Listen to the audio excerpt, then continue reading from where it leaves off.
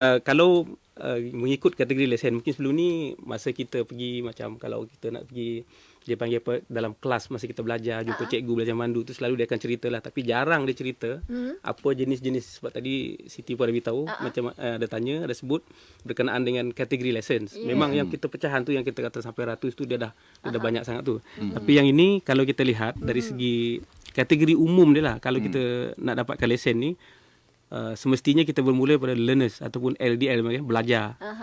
Sebelum sampai ke belajar tu sebenarnya ada beberapa proses lagi. Macam kalau yang bahasa mudah dia, kita pergi cari cikgu mandu, kita minta dia daftar dekat tempat dia belajar tu.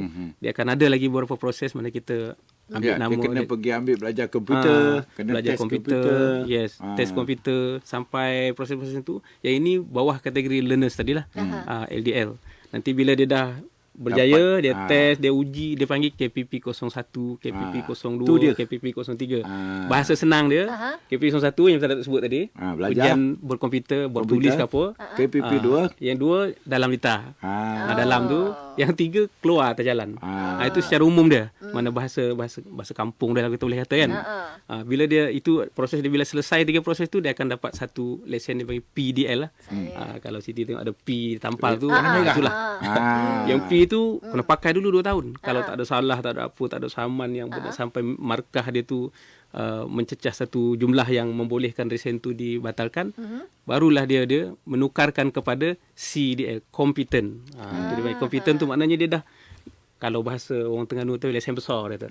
Tu lesen dia, lesen besar. So dia ada CDL. Daripada CDL itulah barulah dia tadi kalau dia minat nak buat Grab. Kan, nak buat lori. Umur 21 tahun. Nak buat bas. Umur 21 tengok. Datuk lebih ingat daripada saya lagi. Saya tak sempat nak sebut. Umur 21 baru boleh dapat CDL, GDL, PSB. Yang lesen vocational tadi. Tu. Di situlah prosesnya sampai ke yang tadilah. Ada juga yang tak ada lesen vocational sampai bila-bila pun ada juga. Dia sekadar dapat lesen dia tadi, tapi jenis yang kategori dia tadi, yang ini proses dia. Yang kategori dia pun ada lah tadi kan. Ya, betul. Daripada A sampai ke I kan, contohnya kan.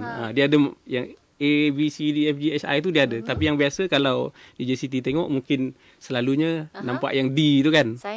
Lepas tu sekarang kita ada yang baru ni, dia panggil DA. Itu buat kereta automatik saja. Kalau D ni boleh bawa kereta automatik dengan tak automatik. Lepas tu B2 motosikal, lepas tu B0 atau B full tu motosikal besar. Ini yang paling biasa lah. Jadi yang itu mungkin sebagai intro kita tanya itu kan. Ya, betul. Itu yang mungkin paling orang minat pun tanya soalan tu lah. Betul lah. Sebab macam mana, pasal dia bila dia membesar, dia ingat nak beli motor.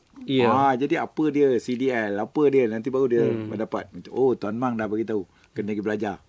P1, KPP 1, KPP 2 ada berkaitan. Jadi dia kena pergi buat lah. Dia kadang-kadang kalau malas nak pening, dia orang kata okey, pergi cari cikgu kat Suk Mandu lah, senang, dia akan cerita semua. Itu mudah. Itu lebih mudah.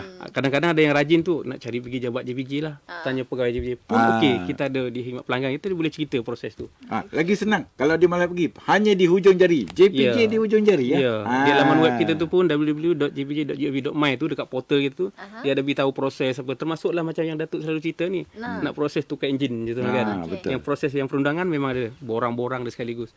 Begitu juga dengan lesen memandu, macam mana cara nak mohon lesen tertentu, nak tukar lesen tertentu. Sekarang ni ada satu kolom yang glamour lah kalau bab lesen memandu ni, iaitu nak rayuan lesen.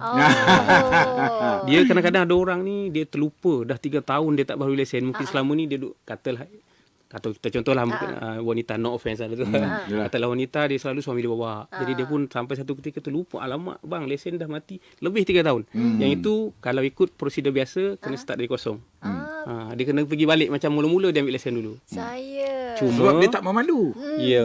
Cuma zaman sekarang ni, dalam peralihan ni, zaman digitalisasi ni pun ada juga macam Datuk sebut, dia ada yang tak pandai nak pegang mouse pun tak boleh nak klik kan, contohnya kan. Jadi sekarang ujian berkomputer dan proses lain tu dia malas nak lalui, dan dia kata boleh tak saya mendapatkan pengecualian. Jadi dia menggunakan, kalau ikut kaedah 5 subsection 5 tu lah, kuasa ketua pengarah. So dia pergi ke laman web kita tu, dia rayuan je lah. Dia hantar, dia klik nak masuk IC, nak buka pengenalan dia, klik. dia isi borang-borang tu dia hantar. Selalunya kita akan jawab dalam tempoh 2 minggu akan ada jawapan lah. Dengan jawapan tu kalau dia lulus pengecualian tu, dia terus pergi ke cari cikgu tadi lah, tapi tak payah komputer lah. Dia start daripada KPP 02 lah. Tapi adalah latihan, ada kelas. Kalau lompat lah kira. Dia selamat sikit satu bahaya. Itu yang glamour dekat laman web kita lah. Yang rujuk maklumat tu biasa macam Datuk sebut tadi tu. Okey, soal